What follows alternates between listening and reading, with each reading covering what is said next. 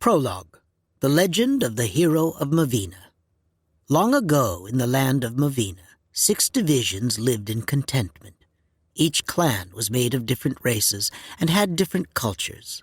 These clans were the elves, the dwarves, the vampires, humans, mer and beast men. Each race had a role in helping this country thrive and retain peace. However, peace was never meant to last forever. Over 3,000 years ago, a warlock from a studious group of mages had a precognition that the peace of Mavina was going to end. He warned his coven of the impending doom, only for the coven to laugh at him and call him a fool. 3 years after the precognition, a human named Asterath found an old tome while digging a grave for a nobleman who died of a malady. The tome was black, with an odd green hue, worn to where the spine was starting to show. What was its most ominous feature was the etching of a skull with 3 snakes making its way through the skull's mouth, eyes, and nose. When Asterath opened the book, it was then the world's fate had changed. He learned necromancy through that book, and with his powers growing, Asterath began to raise an army of the undead. The army followed his every whim and helped him with his plans of destroying Mavina and eventually the world itself. Despite his people's warnings and despite their beliefs, the wizard left his coven to solve this plight on his own.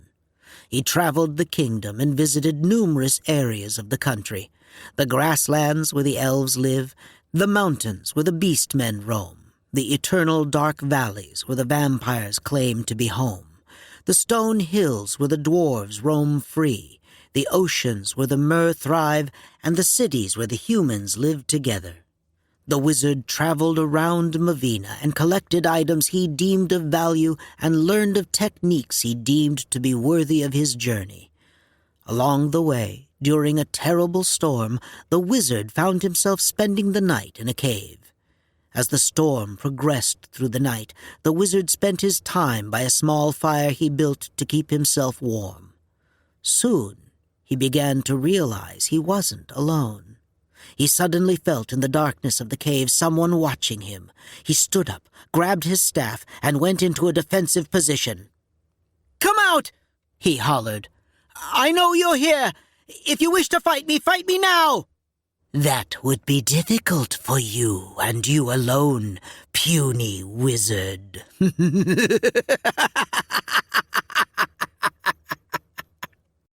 The wizard shined his staff to get a closer view and soon learned that the one watching him was a large red dragon. The dragon was just as big as the cave they were in and had a glare in his eyes that he distrusted the wizard. But there was something about the dragon he could tell was off.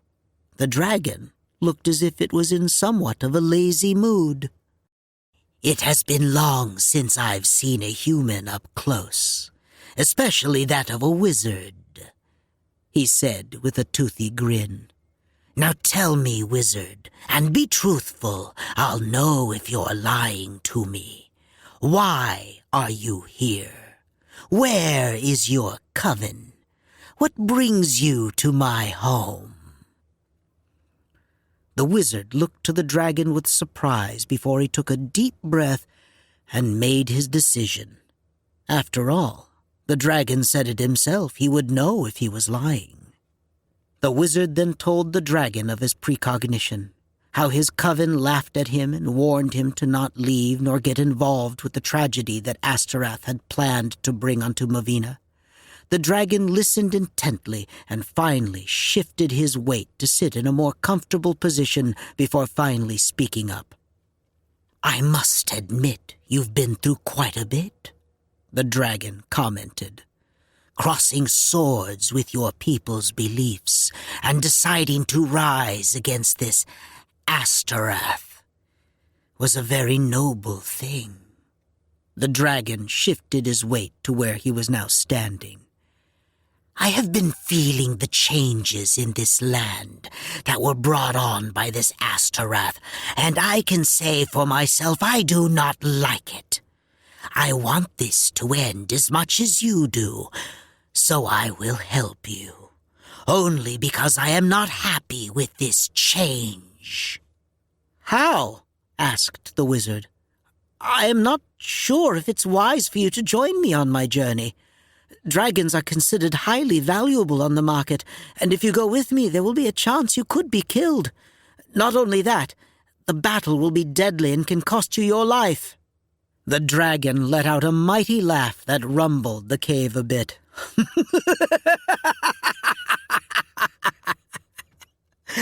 "You humans truly underestimate us dragons," he chortled. "I can easily handle this Astorath myself, considering size and my magic. However, I fear he may overpower me since his magic comes from pure darkness." He then turned his body around slightly and pointed his claw at some scales on his back. "Take some of my scales. You are a wizard, are you not? You should know dragon magic is very potent and hard to come by.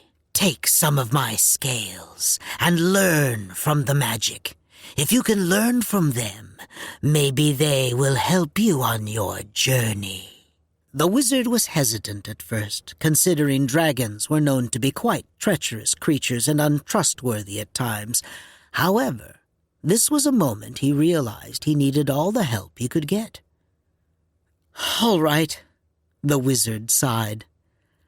"I will only take what you don't need any more." The wizard was hesitant at first, but then gently removed several scales from the dragon's back that were loose and meant to fall off eventually. After that, the wizard placed the scales in his bag and started a conversation with the dragon. They spoke about trivial things such as alchemy, magic, books, and learned they had quite in common, thus developing a friendship that night. When the sun rose, the wizard and dragon left on good terms, and the wizard continued his journey and eventually learned what he needed to learn. He learned that there was only one way to defeat Astorath, and he would need as much strength as he could muster. With seashells from the deepest part of the sea, a sapphire from a mer empress, and water magic, he created the Sword of the Sapphire Sea. With the scales of the dragon he met, tungsten ingots from the dwarves, he created the Shield of the Dragon's Maw. With fur from a noble beastman warrior who died in battle, he created the Cloak of Beastmen. And with an old staff that belonged to an old vampire king, the best medals the dwarves could offer, vines from a vampire's coffin, and teeth of a swamp leviathan, the wizard created the Bow of Walking Light. Once all the pieces were complete, the wizard prepared for battle and soon discovered Astorath's location. Not much is known about that day. Or better yet, no one really knew much about what happened between his meeting with the dragon and what was to come later. But one thing was certain, that the wizard had defeated Astorath, and soon his army had fallen. A celebration was held across the land of Mavina, celebrated for 30 days and 30 nights. The wizard even was dedicated a statue in the center of the capital city for his bravery. Once all had quieted down, the wizard returned to the dragon's cave to converse with his friend. "You have returned," said the dragon. "I have heard of the tales of your victory. I congratulate you on all of this. But from the look on your face, you aren't here to converse with a friend, are you?" "No," the wizard sighed. "I am not. Last night, I had a precognition, one that showed me Astorath will return." The dragon looked at the wizard with surprise and horror. "Are you sure you weren't mistaken? Could it be the answer to multiple futures?" "It wasn't. I saw it with my own eyes. Astorath will return, and it will be long after I am gone." They sat in silence for a moment before the dragon looked at him with seriousness. "What will you do then?" he asked. "I don't have much of a choice," the wizard confessed. "I think the first thing to do is to separate all of the treasures I created and place them in places that are guarded and will be safe for the future. So this way, when he returns, he won't find them all at once. Second is to prepare my research and notes for the future and show how Astorath was defeated. And finally, I have a favor to ask you. During my precognition, I envisioned a hero to walk up to the mantle and take Astorath on. He will be the one to end Astorath once and for all. My request is that I know dragons have much longer lifespans than humans. What is a few weeks to you is a century to us. I ask of you that when Astorath returns, to find the hero I envisioned and make sure they will defeat Astorath." The dragon listened intently before nodding. "You have my word." The dragon nodded. The wizard smiled at the dragon's promise, and soon their conversation ended, and the wizard went to leave. "Wait! I realized I never caught your name, wizard." The wizard looked to the dragon before revealing something. "I do not have a name," he confessed. "It is a part of my coven's beliefs. They believe that if a sorcerer has a name, enemies will learn it, and soon the wizard will lose their power. While I find it to be ludicrous, I can't help but follow tradition." "But you've cut ties with your people," the dragon pointed out. "That is true," the wizard hummed. "But I don't know what to call myself." "Then allow me to name you." The dragon thought for a moment before finally coming to a decision. "Potens.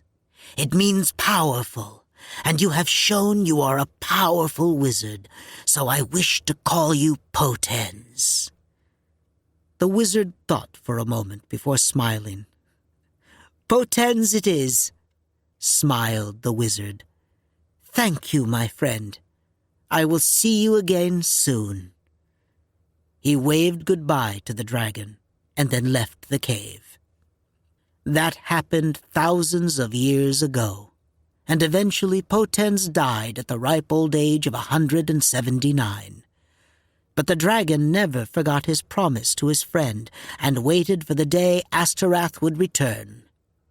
How do I know this? That will come later. Allow me to introduce myself. My name is Chrysoplax. Please understand, for reasons I must keep my identity and ties to this tale under wraps, but for now, call me the narrator of this story. So ahead of time, I ask for your forgiveness on all of this. There is a reason I told you this tale, and this tale will tie in with our story. Now this is a story I wish to share with you. A story that would and will be told for centuries in Mavina. This is the tale of how Erik AmberLight, a teenage elf halfling from a small village called Snowfall, became the hero of Mavina.